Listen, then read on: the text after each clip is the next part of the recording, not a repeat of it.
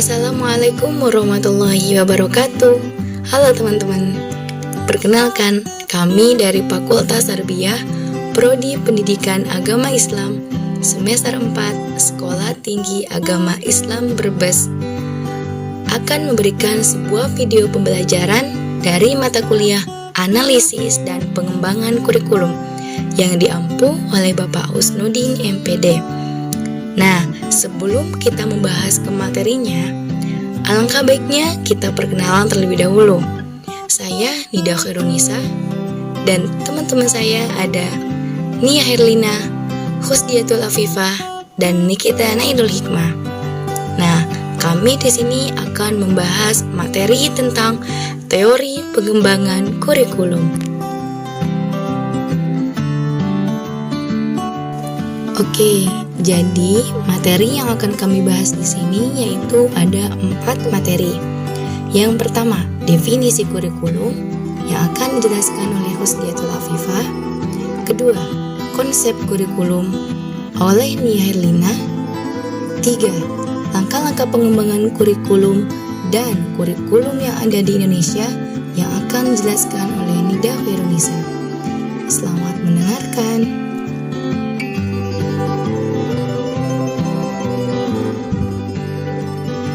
Istilah kurikulum memiliki berbagai tafsiran yang dirumuskan oleh pakar-pakar ahli dalam bidang pengembangan kurikulum sejak dulu sampai dewasa ini. Tafsiran-tafsiran tentang pengertian maupun definisi kurikulum tersebut berbeda-beda satu dengan yang lainnya, sesuai dengan titik berat inti dan menurut pandangan dari pakar yang bersangkutan. Awalnya, istilah kurikulum digunakan dalam dunia olahraga pada zaman Yunani kuno. Kurikulum dalam bahasa Yunani berasal dari kata curriculum yang terdiri dari curir yang artinya pelari dan curere yang artinya ditempuh atau berpacu. Kurikulum diartikan jarak yang harus ditempuh oleh pelari. Mengambil makna yang terkandung dari rumusan tersebut, kurikulum dalam pendidikan diartikan sebagai sejumlah mata pelajaran yang harus ditempuh atau diselesaikan anak didik untuk memperoleh ijazah.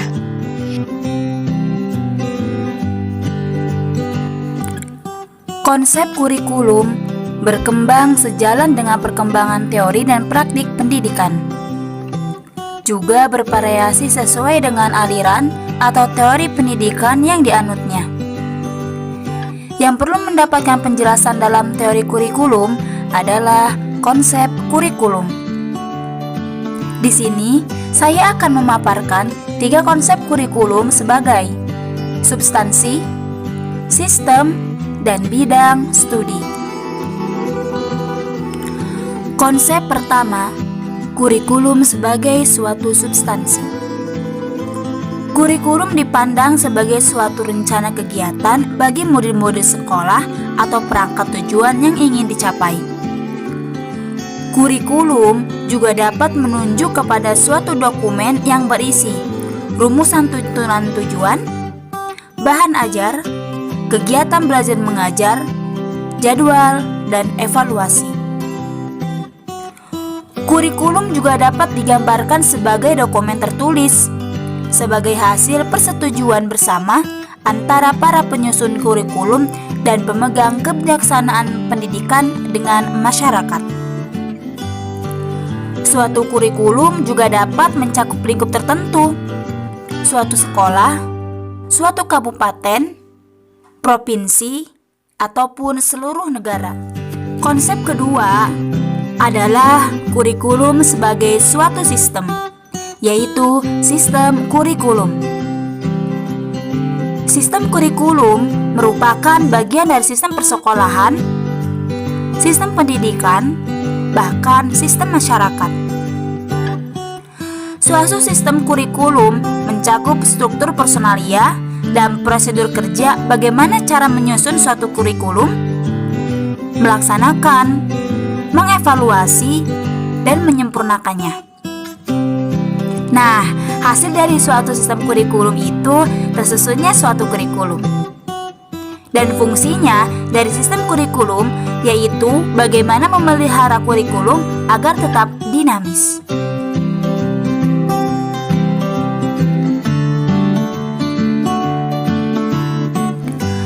Konsep ketiga, kurikulum sebagai suatu bidang studi, yaitu bidang studi kurikulum.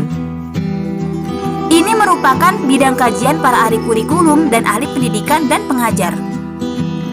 Tujuan kurikulum sebagai bidang studi adalah mengembangkan ilmu tentang kurikulum dan sistem kurikulum. Mereka yang mendalami bidang kurikulum ini mempelajari konsep-konsep dasar tentang kurikulum melalui studi kepustakaan dan berbagai kegiatan penelitian dan percobaan.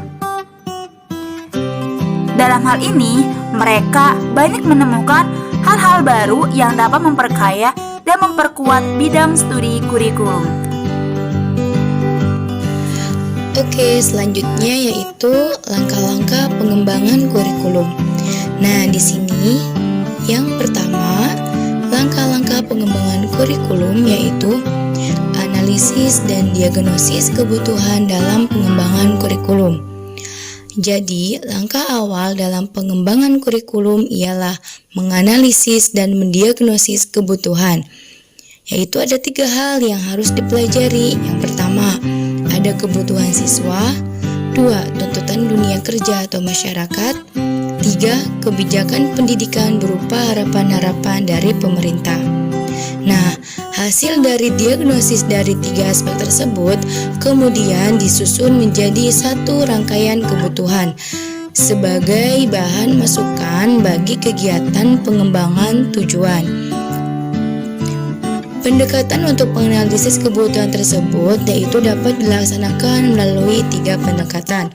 Yang pertama yaitu survei kebutuhan, 2. Studi kompetensi, dan 3. Analisis tugas. Langkah yang kedua yaitu perumusan tujuan kurikulum. Langkah selanjutnya setelah memperoleh hasil diagnosis kebutuhan yaitu ada isi tujuan kurikulum secara hierarkis mulai dari tujuan umum sampai pada tujuan yang lebih khusus dan operasional.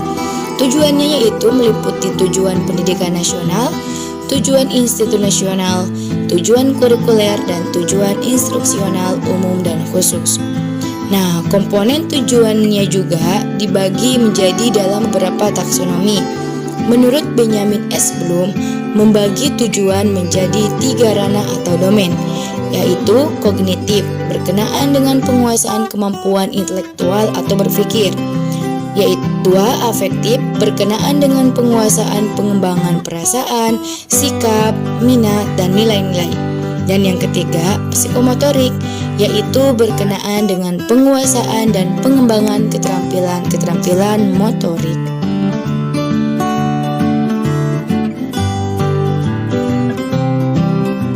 Langkah yang ketiga yaitu pemilihan dan pengorganisasian materi. Materi kurikulum ialah segala sesuatu yang diberikan kepada siswa dalam kegiatan belajar mengajar. Isi kegiatan pembelajarannya itu tersusun dalam berbagai program pendidikan berdasarkan jenis atau jenjang satuan pendidikan yang dikemas ke dalam berbagai bidang studi yang diterjemahkan dalam pokok atau subpokok bahasan, yang semuanya itu tersusun dalam bentuk bahan pelajaran. Nah, di sini ada kriteria yang dapat dipertimbangkan dalam pemilihan materi kurikulum, yaitu dipilih berdasarkan tujuan, dipilih karena dianggap berharga sebagai warisan budaya, dan berguna bagi penguasaan studi disiplin ilmu, atau dianggap berguna bagi kehidupan umat manusia, serta bisa juga sesuai dengan kebutuhan dan minat anak didik. Langkah yang kelima yaitu pemilihan dan pengorganisasian pengalaman belajar. Pada langkah atau tahap ini, kurikulum dikembangkan atau ditentukan dengan berbagai pendekatan, strategi, serta metode atau teknik yang sesuai dengan tujuan pembelajaran dan karakteristik materi yang telah ditetapkan. Sekarang menuju langkah yang terakhir, yaitu pengembangan evaluasi. Pada langkah evaluasi ini, kurikulum mengembangkan alat evaluasi untuk mengukur ketercapaian tujuan dan keterlaksanaan komponen-komponen kurikulum lainnya. Nah, itulah tadi semuanya langkah-langkah pengembangan dalam kurikulum. Materi selanjutnya yaitu tentang kurikulum di Indonesia. Nah, apa sih teman-teman kurikulum yang Indonesia pakai? Di sini kami akan menjelaskannya. Kurikulum yang Indonesia pakai yaitu kurikulum 2013 atau bisa disebut K13. Kurikulum ini diterapkan oleh pemerintah untuk menggantikan kurikulum 2006 atau KTSP. Nah, pada kurikulum ini diterapkan secara terbatas pada sekolah perintis, yakni pada kelas 1 dan 4 untuk tingkat sekolah dasar, kelas 7 untuk SMP, dan kelas 10 untuk SMA.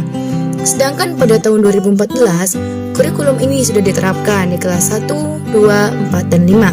Sedangkan untuk SMP, kelas 7 dan 8, dan SMA, kelas 10 dan 11. Kemudian jumlah sekolah yang menjadi perintis adalah sebanyak 6.326 sekolah tersebar di seluruh provinsi Indonesia.